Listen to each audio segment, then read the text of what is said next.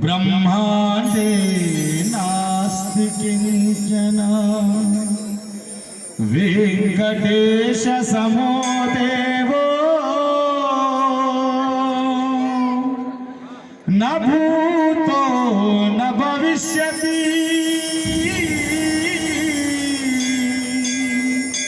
न भूतो न भविष्यति। ఏడుకొండలవాడ వెంకటరమణ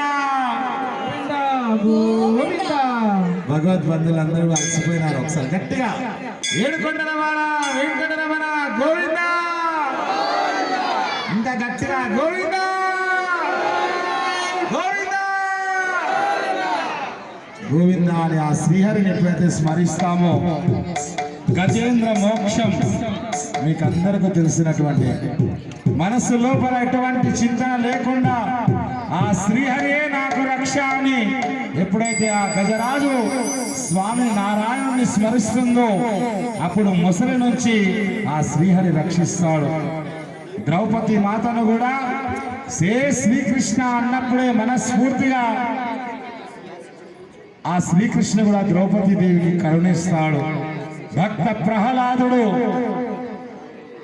నరసింహావతారానికి అవతార పురుషుడైనటువంటి భక్త ప్రహ్లాదుడు చిరంజీవి ఆ శ్రీహరి పైన అపారమైనటువంటి నమ్మకముతో మనస్సులో ఎటువంటి కలంకము లేకుండా తన తండ్రి గారు హిరణ్యకశిపుడు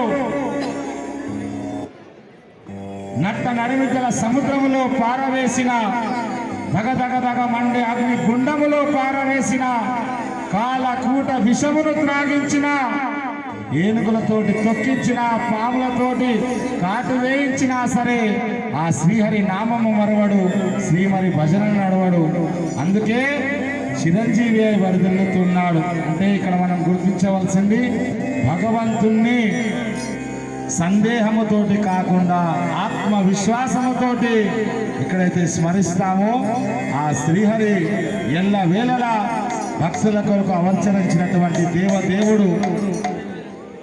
భక్త ప్రహ్లాదుడైనటువంటి తండ్రి గారు ఇందుగలడా అని సందేహము వదదు తండ్రి, చక్రి సర్వోపములో ఉన్నటువంటి దేవుడని ఉక్కు స్తంభమున ఉద్భవించినటువంటి ఆ శ్రీహరిని చూపించాడు.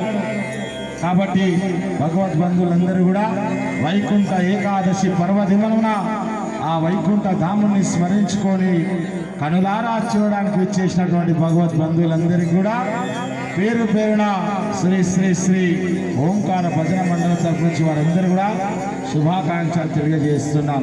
జై శ్రీమన్నారాయణ, జై శ్రీమన్నారాయణ.